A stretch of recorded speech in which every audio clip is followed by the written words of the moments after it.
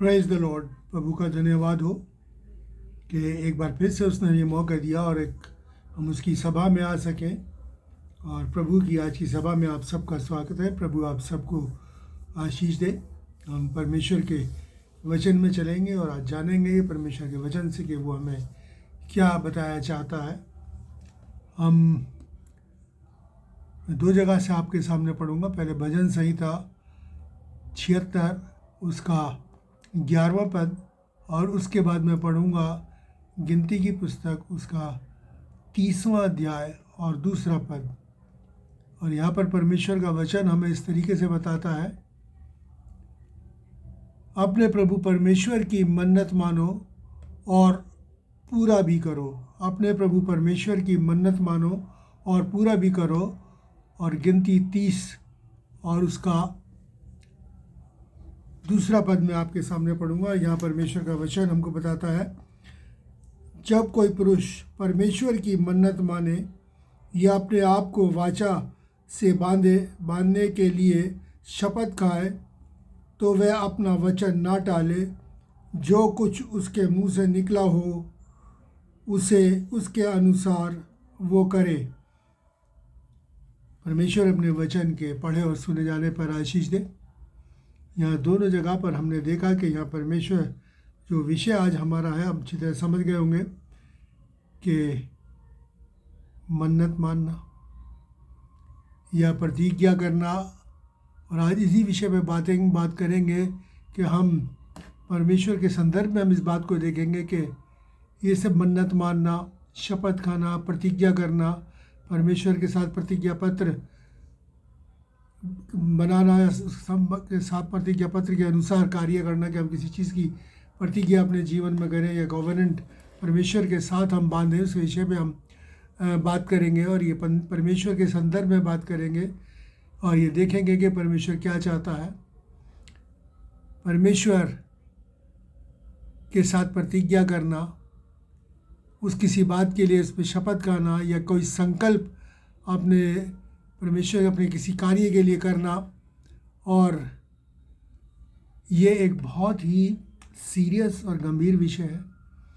आज इस विषय को जानेंगे और हम इस चीज़ के अंदर इसको बहुत ध्यान से सुने और ये जानें कि ये हमारी ज़िंदगी का बहुत अहम विषय है और हमें इसको हल्के से नहीं लेना, क्योंकि परमेश्वर जो है वो हंसी ठट्टे की चीज़ नहीं है, मजाक की चीज़ नहीं है। क्योंकि अगर हम कोई अहद या कोई प्रतिज्ञा परमेश्वर के साथ करते हैं या शपथ खाते हैं किसी बात के लिए, तो उसके लिए हमें सीरियस होना है। और परमेश्वर का वचन क्या कहता है, गलतियों 6 और उसके 7 में लिखा है कि धोखा न खाओ, परमेश्वर ठट्टों में नहीं उड़ाया जाता है, क्योंकि मनुष्य जो बोता है वो ही काटेगा। यानी कि हम किसी भी बात को परमेश्वर के साथ जो संकल्प करें उसको मजाक में ना लें। ये ना सोचो कि ये मजाक है, हो गया, नहीं। तो परमेश्वर का वचन कहता है जो बोएगा वो ही काटेगा। यानी कि अगर हम हंसी ठट्टा करेंगे तो परमेश्वर हमारी ज़िंदगियों का मजाक बना देगा। क्योंकि मैंने जैसा अभी कहा कि परमेश्वर जो है वो हंसी ठट्टा या मखौल का विषय नहीं है। और ज़्यादातर मनुष्य क्या करते हैं कि किस बात के लिए शपथ खाते हैं, हम आज ये देखेंगे।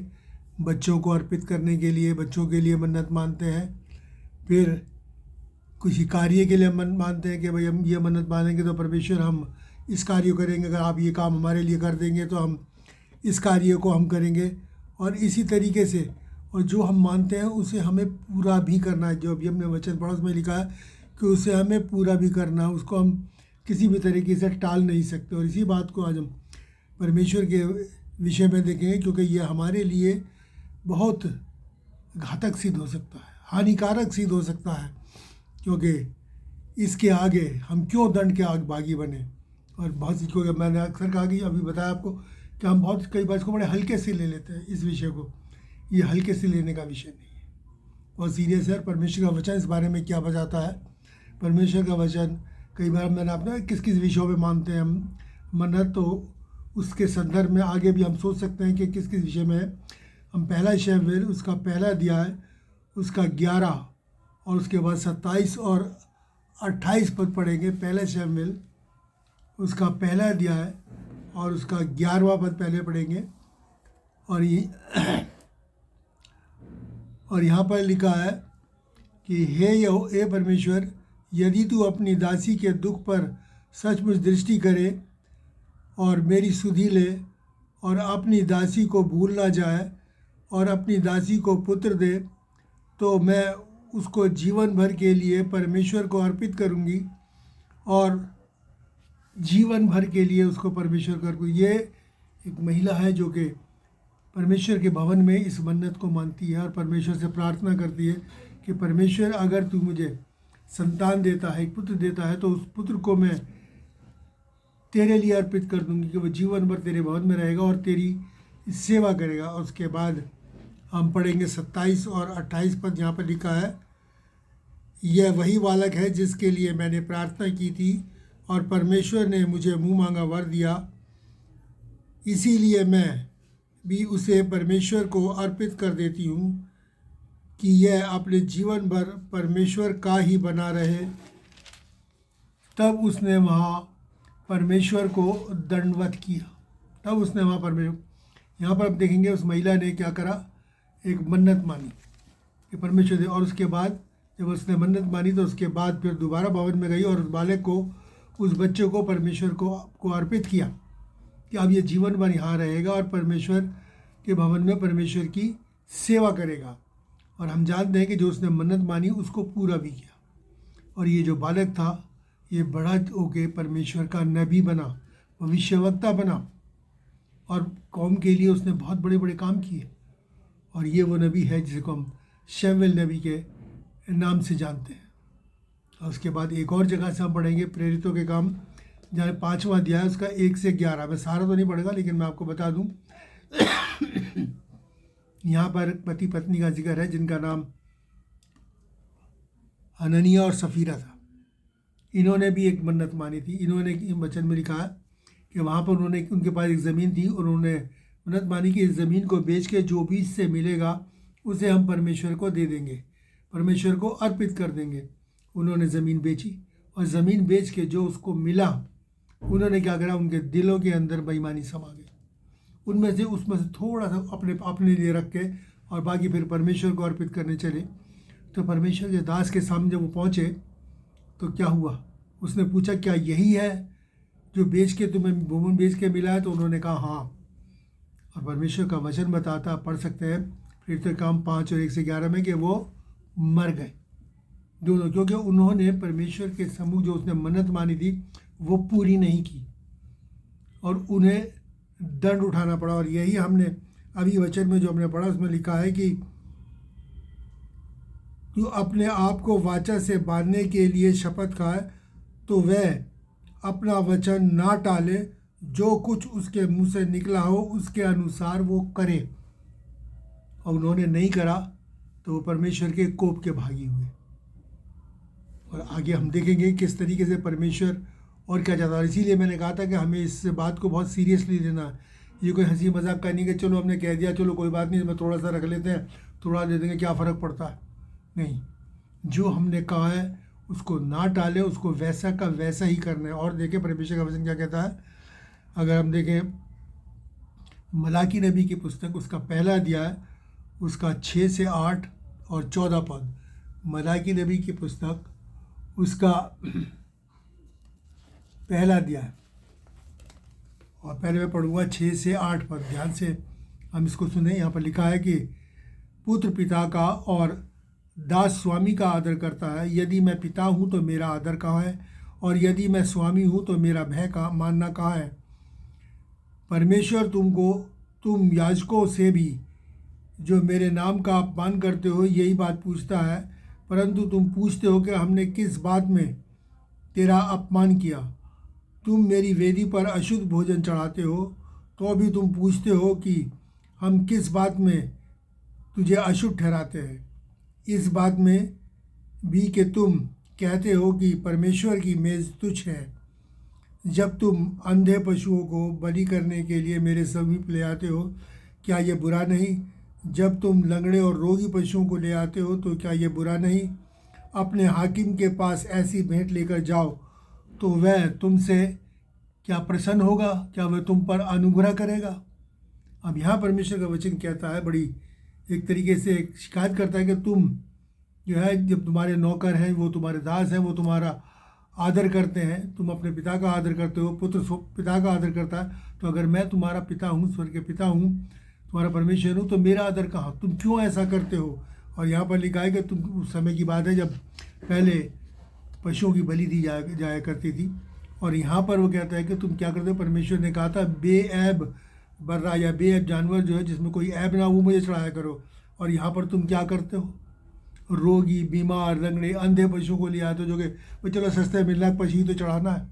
और वो कहता है ऐसा करके तुम मेरा अपमान करते हो। और याजक का मतलब जो पुरोहित है, उनको भी कहता है कि तुम इस जो जो लोग लेके आते हैं, तो तुम उनको चढ़ा देते हो, तुम्हें मना करना चाहिए, लेकिन तुम नहीं करते, और ऐसे करके तुम मेरा अपमान करते हो।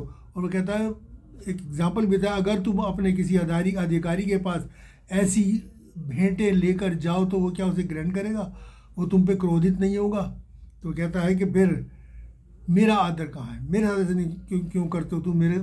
और उसके बाद मैं आपके सामने पढ़ूंगा इसका 14वां पद। 14वें पद में क्या लिखा है, यहाँ पर परमेश्वर का वचन कहता है, जिस छली के झुंड में नर पशु हो परंतु वह मन्नत मानकर परमेश्वर को वर्जित पशु चढ़ाए, वह श्रापित है।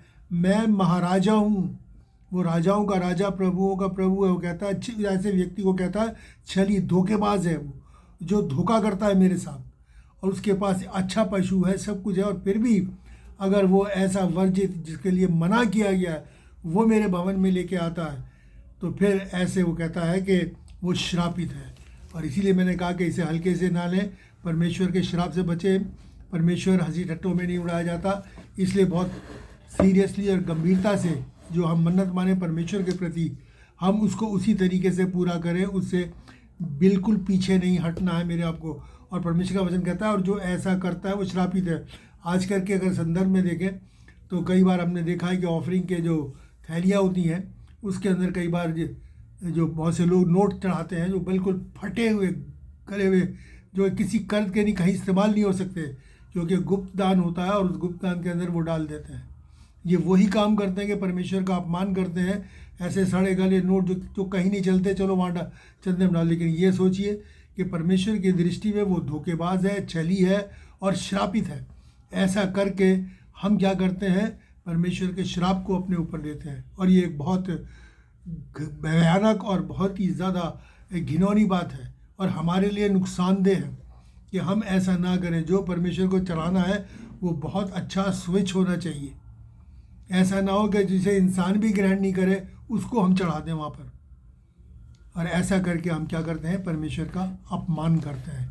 इसलिए हम ऐसा ना करें। देखिए परमेश्वर का वचन और हमको क्या कहता है, जैसे कि अभी हमने पढ़ा, फिर मैं आपको उसी को पढ़ दूँ कि जो कोई वाचा से अपने आप को बांधने के लिए शपथ खाए, तो वह अपना वचन न टाले, जो कुछ उसके मुंह से निकला उसके अनुसार वो करे।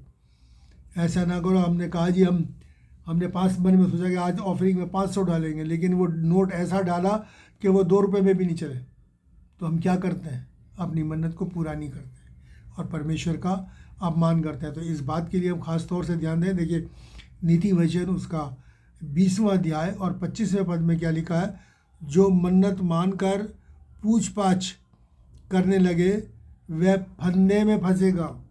कई बार क्या क्या होता है कि हम लोग संदेह करने लगते हैं, अरे हमने मांग तो लिया है, पता नहीं होगा नहीं होगा, हमने इतना देने का वादा कर दिया, परमेश्वर तू हमारे लिए ये कार्य कर दे, हम इतना देंगे, और हुआ ना आया तो फिर क्या होगा, हमें तो नुकसान होगा। इस तरीके पूछ पाछ करने लगते हैं, फंदे में पड़ने अपने आप को।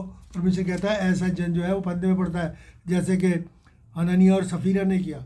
उन्होंने कहा कि हम सारा बेच के ज़मीन का पैसा देंगे, लेकिन क्या हुआ, उनमें से कुछ रख लिया, और ऐसा करके उन्होंने क्या करा, अपने ऊपर श्राप को लिया, और ऐसा श्राप कि उन्हें मौत भी उठानी पड़ी। और ऐसे करने वाले जो ऐसे करते हैं, जो पूछ पाछ करते हैं होगा नहीं हुआ, हम परमेश्वर की सामर्थ्य के ऊपर शक करते हैं कि शायद परमेश्वर कर नहीं सकता, पता नहीं क्या। वो परमेश्वर जो राजा का राजा, जो कहता है मैं महाराज हूँ, जिसने शून्य से तमाम सृष्टि की रचना को रच दिया, बना दिया है, वो क्या इन कामों को नहीं कर सकता। परमेश्वर के वचन में लिखा है कि परमेश्वर के लिए कुछ भी असंभव नहीं, उसके लिए सब कुछ संभव है।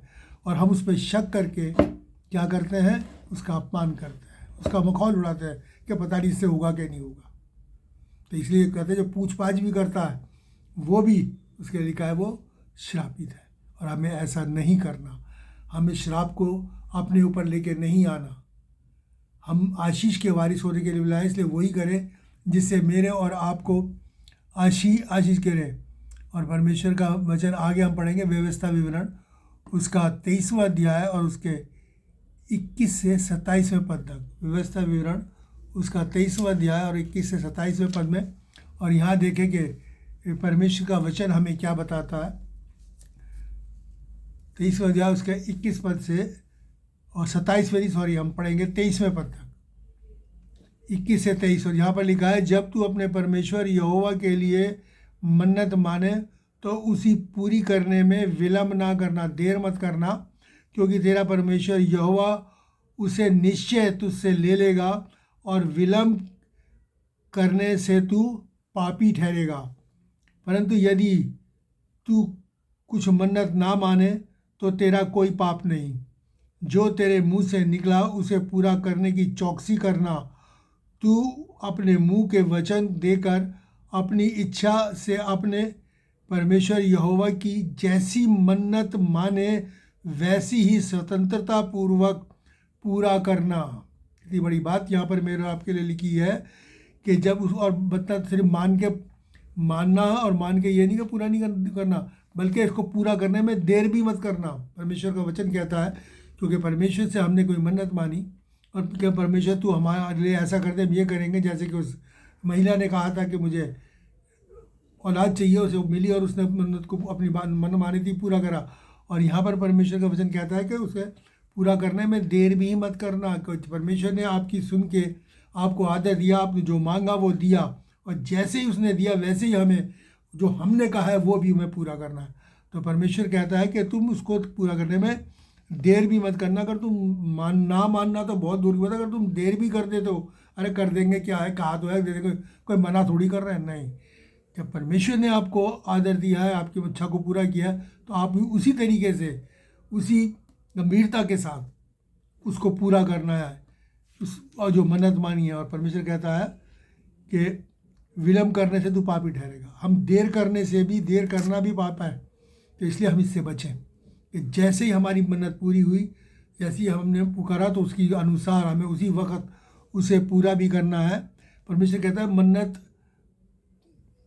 तू मन्नत ना माने तो तेरा कोई पाप नहीं। यानी मन्नत अगर तू नहीं मानता तो तूने कोई पाप नहीं किया, तेरे को कोई फर्क नहीं पड़ता। वो की कहावत है ना कि ना कर और ना डर। जब हमने कुछ करा ही नहीं, मन्नत माने नहीं, तो हमें डर किस बात का। कहता है इससे अच्छा तो ना मान, पूरी ना करने से अच्छा तो ना मान। और यदि पूरी करता है तो जो तेरे मुंह से निकला उसे करने की चौकसी करना, और जैसी मानी हो वैसे ही, बिल्कुल वैसे ही जैसे तूने कहा उसे पूरा करना, ना उसे घटाना ना बढ़ाना। जो तूने वादा कर दिया परमेश्वर से, जो तूने शपथ गाली, जो संकल्प ले लिया, उसको उसी तरीके से हमें पूरा करना है। ये बहुत बड़ी बात है। और परमेश्वर ने ये इंस्ट्रक्शन जो हमको दी हैं इस पवित्र वचन बाइबल के अंदर, ये इसीलिए दी हैं कि हम गुनाह में ना पड़े। वैसे मैंने कहा कि कई बार लोग हल्के से लेते हैं, भूल जाते हैं। नहीं, परमेश्वर कभी नहीं भूलता, परमेश्वर कभी नहीं भूलता, वो याद रखता है। हाँ, अगर हम भूल जाए तो ये कहता है भूलने वाला जो क्या करता है, पाप करता है, और उसका प्रतिफल वो हमको देगा। जो पापियों को मिलेगा वो हमको भी मिलेगा। इसलिए मेरे और आपको इस बारे में बहुत चौकस रहना है। और देखिए सबोपदेशक की पुस्तक उसका 5वां अध्याय और 4 से 6 पद। सबोपदेशक की पुस्तक उसका 5वां अध्याय और 4 से 6 पद में देखिए परमेश्वर का वचन और हमको क्या बताता है। लिखा है कि जब तू परमेश्वर के लिए मन्नत माने, कि मैंने आपसे कहा था ना कि इस विषय को हम मन्नत को, शपथ को, इस जो हम कहते हैं इस विषय को हम परमेश्वर के संदर्भ में बात करेंगे। जब तू परमेश्वर के लिए मन्नत माने तब उसे पूरा करने में विलम्ब ना करना। यहाँ दोबारा कहता है, क्योंकि वह मूर्खों से प्रसन्न नहीं होता। इसको विलम्ब करना, देर करना, मूर्खों, परमेश्वर की दृष्टि में ऐसा व्यक्ति मूर्ख है कि जो अपने ऊपर दंड को लेके आया है। मतलब हम जानबूझ के अपने ऊपर दंड को लेता है। तो हमसे बड़ा मूर्ख कौन है? जो हमने कहा है, जब परमेश्वर ने जो हमने मांगा था वो दे दिया, अरे आगे को और मांगोगे वो और देगा। लेकिन जब पहले ही के हम कर्जदार बने रहेंगे और उसको पूरा नहीं करेंगे, तो परमेश्वर की दृष्टि में ऐसा व्यक्ति, परमेश्वर कहता है, वो मूर्ख है, क्योंकि वो अपने लिए क्या दंड को बो रहा है। दंड को कमा रहा है। और क्या कहता है, मूर्ख से प्रसन्न नहीं होता, जो मन्नत तूने मानी हो उसे पूरी करना। मन्नत मान के पूरी ना करने से मन्नत ना मानना अच्छा है। जैसे मैंने अभी आपको बताया कि मन्नत मान के पूरी करने से ना मानना अच्छा, अगर नहीं है तो मत मान, मत कहो परमेश्वर के सामने कुछ भी। और अगर कह दिया है तो उसे उसी तरीके से पूरा करो, उसी सीरियसनेस के को लेके सीरियस लेके इस बात को पूरा करो, क्योंकि ये बहुत सीरियस बात है, गंभीर बात है, और मेरे और आपको इसे टालना नहीं किसी हालत में भी। कोई वचन कहकर अपने आप को पाप में ना फंसाना, ना हो कि ईश्वर के दूत के सामने कहना, ईश्वर के दूत के सामने कहना कि ये भूल से हुआ है। परमेश्वर क्यों तेरा बोल सुनकर अप्रसन्न हो और तेरे हाथ के कामों को नष्ट करे, तेरे हाथ के कामों को नष्ट करे। कहता है इसलिए अपने आप को इससे अच्छा तो ना मान, और कोई वचन कह के अपने आप को मत फंसाना। इसलिए बेहतर है कि तू ना मान, मन्नत ना मान, और अगर मान ले तो तू उसे पूरा करना। किसी भी हर हालत में तुझे पूरा करना है, चाहे प्राण दे के भी पूरा करना पड़ाओ। और अपने आप को ना फंसाना, और ना ही ईश्वर के सामने ही कहना भूल जा, अरे मेरे से तो गलती हो गई, वही है ना पूछ पाछ करने वाली बात, अरे मेरे से गलती हुई, मैं तो कह बैठा, मेरे बस का तो नहीं है, नहीं अब बड़ा मुश्किल है। नहीं, ये परमेश्वर नहीं सुनना चाहता।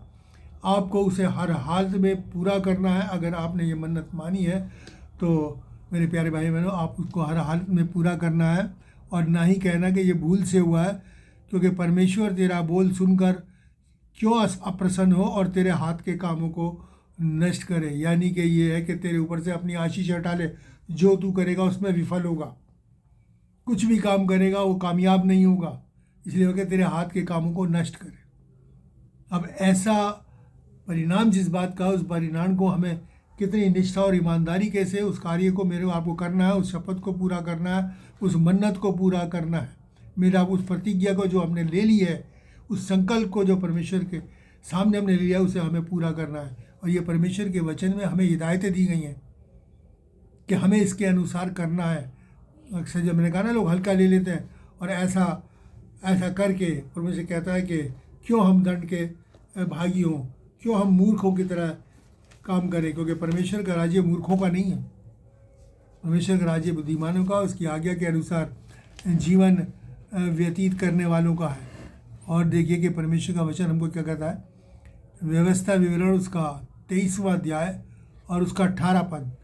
और यहाँ पर लिखा है कि वेश्यापन और कुत्तों की कमाई परमेश्वर के भवन में ना लाना। वेश्यापन और कुत्तों की कमाई परमेश्वर के भवन में ना लाना, मतलब ये वेश्यापन यानी कि हम जानते हैं कि व्यभिचार है।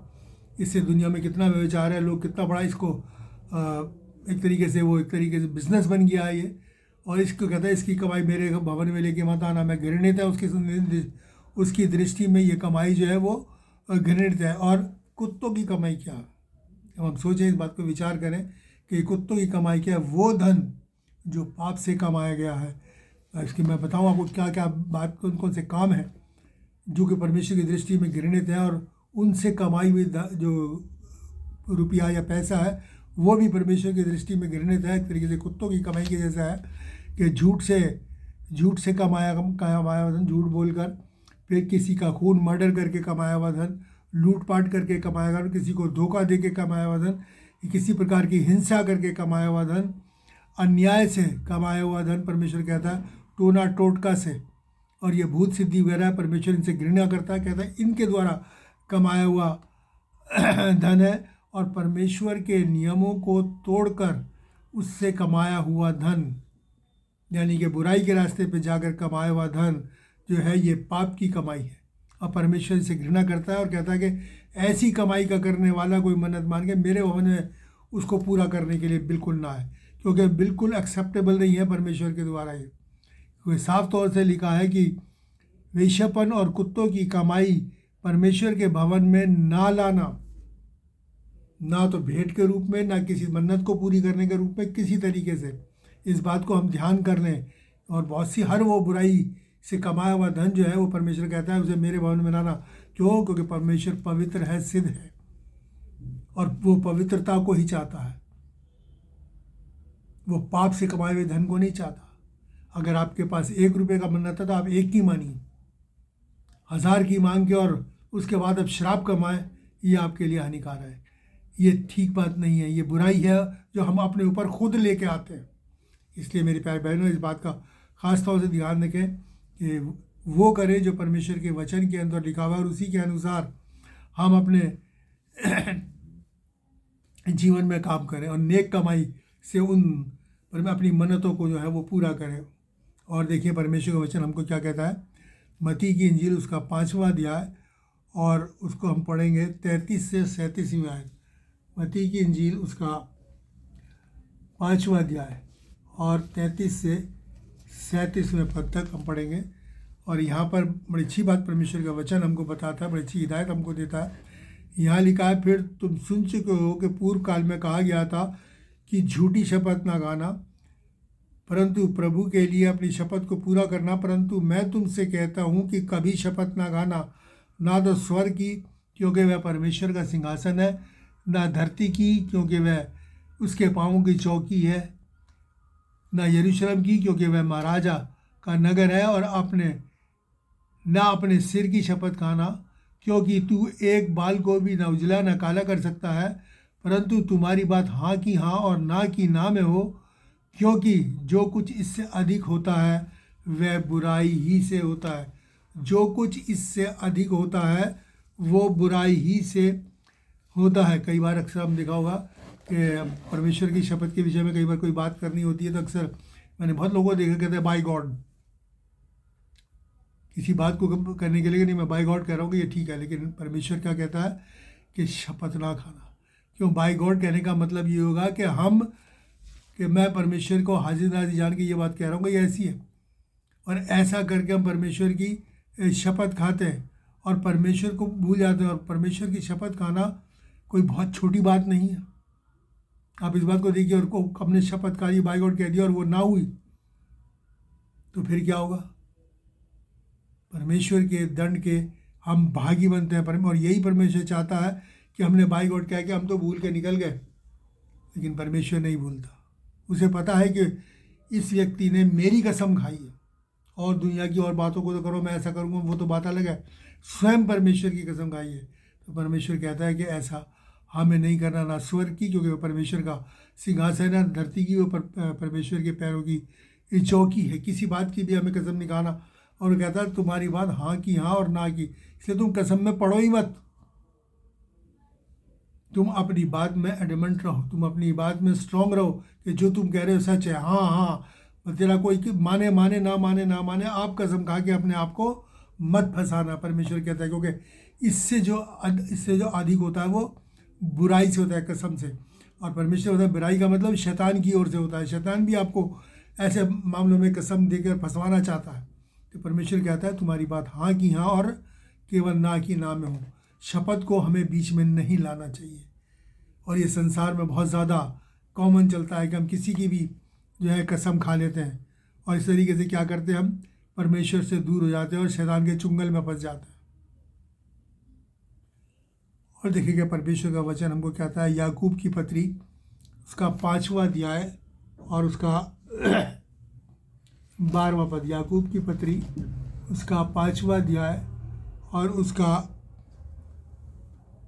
12वां पद। देखिए परमेश्वर का वचन हमको बताता है क्या, याकूब की पत्री उसका 5वां अध्याय और उसका 12वां पद।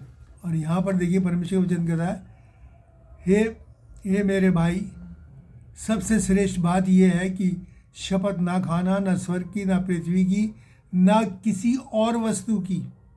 देखिए और क्लियर प्रभु करते हैं इस बात को, हे मेरे भाइयों, सबसे श्रेष्ठ बात यह है कि शपथ ना खाना, ना स्वर्ग की, ना पृथ्वी की, ना और किसी वस्तु की। कई बार कहते तेरी कसम, उसकी कसम, इसकी कसम, कहता ना और किसी वस्तु की। तुम्हारी बातचीत हाँ की हाँ और ना की ना में हो, कि तुम दंड के योग्य ना ठहरो, कि तुम दंड के योग्य ना ठहरो।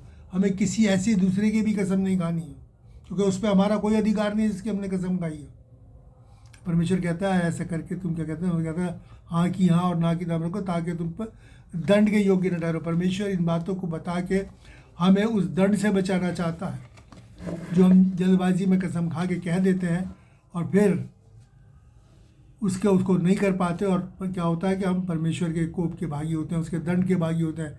और इन बातों को कह के परमेश्वर जो है हमको दंड से बचाना चाहता है। वो नहीं चाहता कि हम दंड के भागी हों, परमेश्वर के कोप के भागी हों। आगे देखिए और परमेश्वर का वचन क्या कहता है। अय्यूब की पुस्तक उसका 20वां अध्याय और 15वें पद में क्या लिखा है।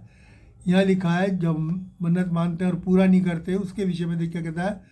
उसने जो धन निगल लिया है उसे वह उगल देगा और ईश्वर उसे उसके पेट से निकाल लेगा। उसने जो धन निगल लिया है उसे वो उगल देगा, ईश्वर उसे उसके पेट से निकाल लेगा। यानी आप देखिए कितनी भयंकर बात है। कैसे निकालेगा। हम जानते हैं कि यहूदा इस्करियोती, वो चेला जिसने कि प्रभु यीशु मसीह को पकड़वाया था, चांदी के 30 सोने के टुकड़ों के अंदर उसने प्रभु यीशु मसीह को बेच दिया था। और उसके लिए क्या लिखा है परमेश्वर के वचन में लिखा है, उसने फांसी लगा ली थी। और फिर देखिए परमेश्वर का वचन प्रेरित काम 1 और 18 में लिखा है कि वो सिर के बल गिरा, उसका पेट फट गया और उसकी सब अतड़ियाँ निकल पड़ी। बड़ा अद्भुत सा लगता है सुनने में। इंसान फांसी लगाता है और गिरेगा भी तो किसके बल गिरेगा, पैरों के बल। लिखा है कि वो सिर के बल गिरा, सिर नहीं फटा, उसका पेट फट गया और उसकी अतड़ियाँ बाहर निकल गई। उसके पेट के बल, उसके पेट से निकाल लिया वो पैसा। क्या हम चाहते हैं कि हमारे साथ ऐसा सलूक हो, इस तरीके से हमारे से वो पैसा निकाल लिया जाए। बहुत से लोग हैं जो इधर उधर मिशनरियों की ज़मीनें बेच देते हैं। परमेश्वर के इस वचन को याद कर लें कि परमेश्वर उनको वो जो उन्होंने निगल लिया है उसे उगलना पड़ेगा और परमेश्वर उसे उनके पेट से निकाल देगा। ये जो यहाँ जो मिशनरी की जो प्रॉपर्टीज़ है, जो है मिशन की, वो वहाँ के लोगों ने मन्नत मान के पैसा भेजा है जब यह खरीदी गई है। यहाँ से लूट पाट के लिए नहीं, लेकिन ये लोग इस चीज़ को सीरियस नहीं लेते। इसलिए मेरे प्यारे बहनों, आप इस बात को ध्यान करो और देखेंगे परमेश्वर का वचन हमको क्या। अय्यूब की पुस्तक उसका 9वां अध्याय 12वें पद में देखिए परमेश्वर का वचन क्या कहता है। देखो, जब प्रभु छीनने लगे तब कौन रोक सकेगा, और कौन उससे कह सकता है कि तू ये क्या करता है। तो परमेश्वर ने कहा है कि जब तुम ऐसा करोगे, शपथ खाओगे, प्रतिज्ञा करोगे, मन्नत मानोगे, पूरी नहीं करोगे, तो क्या कहता है कि देखो जब प्रभु छीनने लगे तो क्या है, कौन उसको रोके। कोई उसे रोक सकता है परमेश्वर को? और कोई कह सकता है कि ये तू क्यों करता है, ऐसा क्यों करता है? नहीं, क्योंकि वो परमेश्वर न्यायी है, वो जानता है न्याय को और वो सच्चा न्याय करता है, किसी का पक्षपात नहीं करता। और जब हम करेंगे तो हिदायतें परमेश्वर अपने वचन में दे रखी हैं, अगर हम उनको नहीं फॉलो करते तो परमेश्वर हमसे वो छीन लेगा, और जब वो करेगा तो कोई उसे रोक नहीं सकता। तो हमें इन बातों को ध्यान करना और इन बातों से अपने बचना है। अगर कुछ या तो कुछ कहो नहीं है, मन्नत मानो, अगर मानो तो उसे प्राण दे के भी पूरा करो। इसलिए परमेश्वर के वचन में लिखा है कि यहाँ तक विश्वास योग्य रह के अगर प्राण भी गंवाना पड़े तो तू पीछे ना हटे। और देखिए परमेश्वर का वचन हमको क्या कहता है।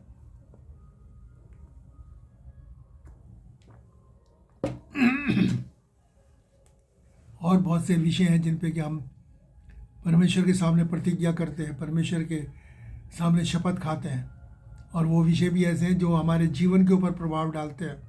देखिए वो कौन कौन से विषय हैं जिन पे लेते हैं कि जब शादी होती है, जब पति पत्नी शादी के लिए जाते हैं परमेश्वर के भवन के अंदर, तो हम बहुत सी प्रतिज्ञा करते हैं, शपथ खाते हैं। आप सब जानते हैं कि वो क्या प्रतिज्ञा होती हैं कि जीवन भर साथ निभाएंगे, सुख में दुख में उनके साथ रहेंगे, एक दूसरे की सहायता करेंगे, मदद करेंगे, और बहुत सी प्रतिज्ञा इस किस्म से जो है वहाँ पर करते हैं। फिर दूसरा क्या करते हैं हम, तो ये करने के बाद हम उन्हें पूरा नहीं करते, कुछ टाइम के बाद भूल जाते हैं। और दूसरा क्या है कि जब हमारे परिवार में परमेश्वर आशीष देता है, बच्चे देता है, तो हम बच्चों को लेके उनके डेडिकेशन के लिए, उनकी ब्लेसिंग के लिए जाते हैं चर्च में। और उससे माता पिता बहुत से वायदे करते हैं कि हम इन्हें चर्च में लेके आएंगे, परमेश्वर के वचन की बातें इन्हें सिखाएंगे, इनकी परमेश्वर के वचन में बढ़ने के लिए इनकी अगुवाई और रहनुमाई करेंगे। लेकिन फिर भी कुछ टाइम के बाद वो इसको इस बातों को एक रस्म समझ के और वो चले जाता है। ये सिर्फ रस्म नहीं है, ये वो प्रॉमिसेस हैं जो परमेश्वर के भवन में जाकर आपने परमेश्वर के सामने की हैं। तो इनको हमें पूरा करना, उसी तरीके से परमेश्वर को बच्चों को सिखाना है। क्योंकि परमेश्वर के वचन में लिखा है कि लड़के को उस मार्ग की शिक्षा दे बच्चों को कि जिससे वो बुढ़ापे तक ना हटें। और हम क्या करते हैं, कुछ दिन बाद खुद ही भूल जाते हैं और वो अपने संसार में खो जाते हैं बच्चे। उनका लेखा परमेश्वर हमसे लेगा। जो बच्चे हमको दिए, अगर वो बर्बाद होते हैं तो उसका लेखा परमेश्वर हमसे लेगा, क्योंकि वो आत्मा है परमेश्वर की है जो दी है। और अगर वो नष्ट होती हैं तो माता पिता से उनका लेखा लेगा। फिर जब बच्चे जवान हो जाते हैं, जब वो उनको बैप्टिज़म लेते हैं, तो बैप्टिज़म के टाइम पर भी वो कलीसिया चर्च के अंदर शपथ लेते हैं कि हम अपने जीवन को प्रभु को अर्पित करते हैं, प्रभु के वचन के अनुसार अपने जीवन को व्यतीत करेंगे। जो भी परमेश्वर की सभा है, जो भी कार्य जहाँ भी है, उन सब में परमेश्वर चर्च में सहयोग देंगे। लेकिन क्या होता है कि वो भी एक रस्म की तरह अदा करके बहुत से लोग और उसको भूल जाते हैं। हम ये भी वादा करते हैं कि हम वचन को नित्य पढ़ेंगे, लेकिन वो भी भूल जाते हैं। लेकिन उसका पता क्या होता है, उसका परिणाम बहुत ज़्यादा भयंकर होता है।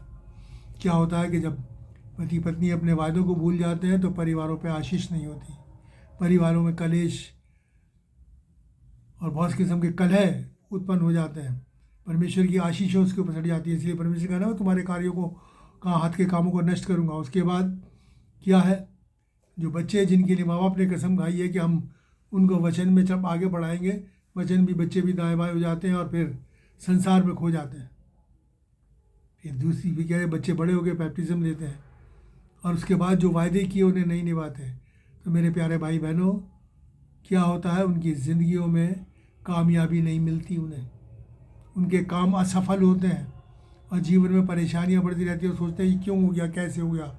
मैंने कहा ना, हम भूल जाते हैं लेकिन परमेश्वर नहीं भूलता। इसलिए जो भी परमेश्वर के सम्मुख जाके हम वायदा करें, जो भी मन्नत माने, उसको हम हर हाल में पूरा करें। और एक और वचन मैं आपको बताना चाहता हूँ, 2 कुरिन्थियों 13 और उसका पहला पद, और यहाँ पर लिखा है 2 या 3 गवाहों के मुँह से हर एक बात ठहराई जाएगी।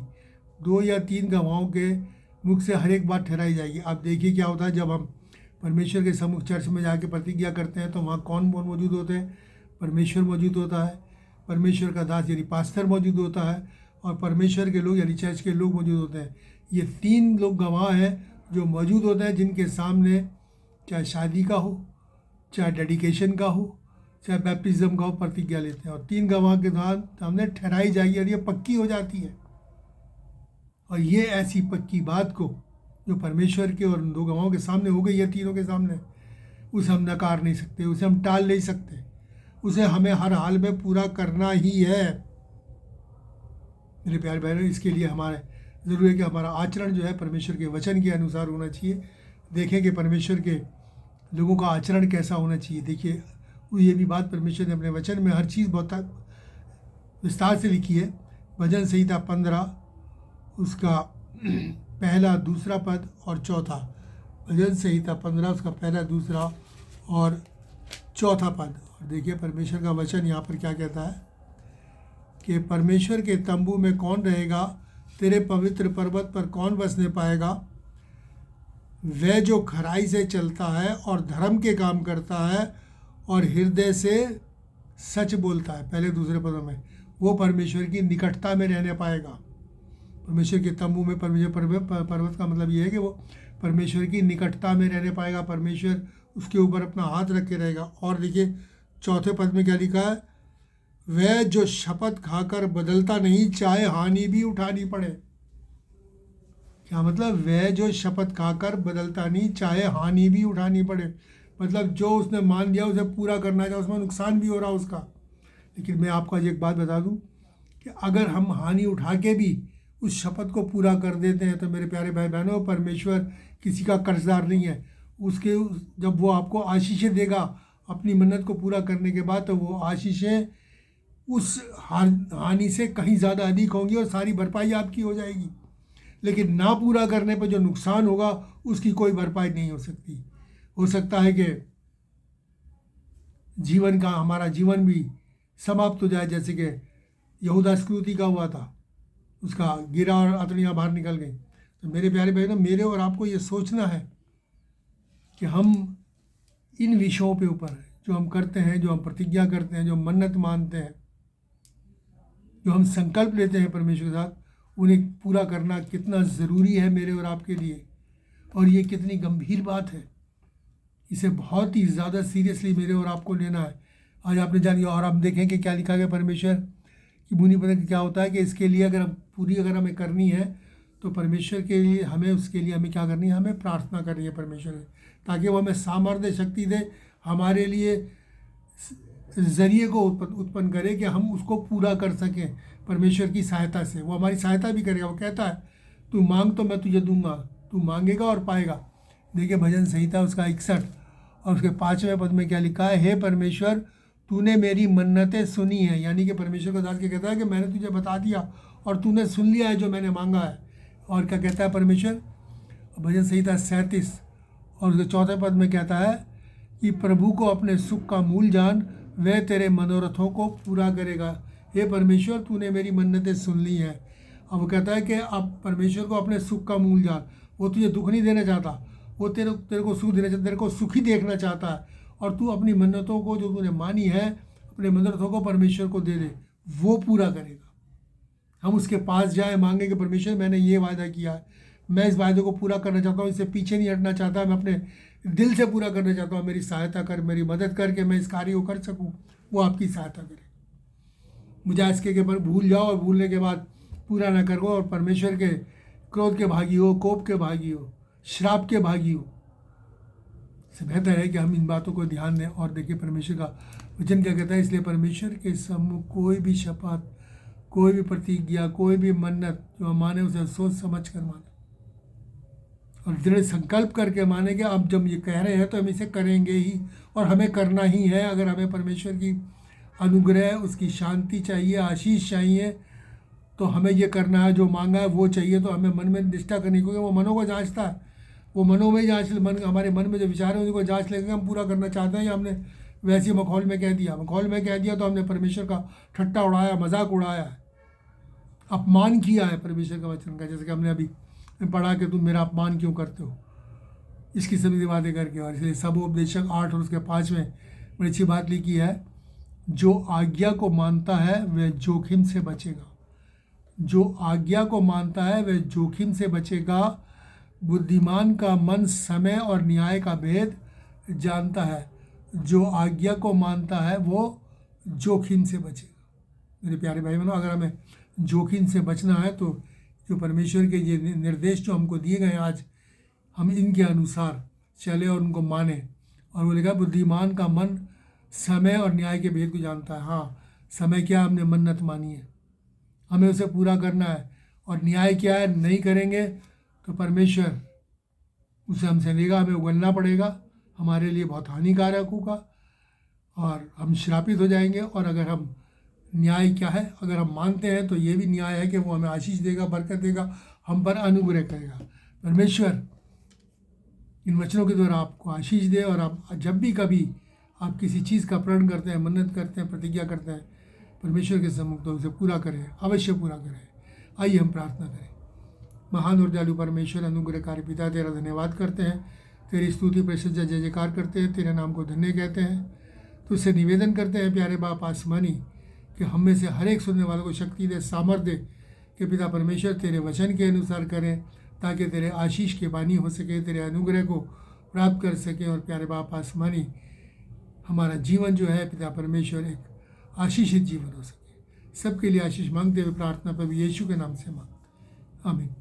अब हमारे प्रभु यीशु का अनुग्रह, पिता का प्रेम और पवित्र आत्मा की सहभागिता हम सबके साथ और तमाम विश्वासियों के साथ अब से लेकर और हर एक सुनने वाले के साथ अब से लेकर हमेशा तक होती है। प्रभु का धन्यवाद हो। प्रभु आप सबको आशीष दे। मैं फिर से निवेदन करूंगा, आप इसको ज़्यादा से ज़्यादा सब्सक्राइब करें, लोगों तक पहुंचाएं, इसको शेयर करें, ताकि बहुत से लोग परमेश्वर के श्राप से, परमेश्वर के क्रोध से बचे रहें और जो उन्होंने माना है उसे पूरा करें, ताकि वो अब तक अगर पूरा नहीं करा, अगर देर भी हो गई है तो क्षमा मांग के उसे पूरा करें परमेश्वर से। परमेश्वर आपको आशीष देगा। Thank you, God bless you.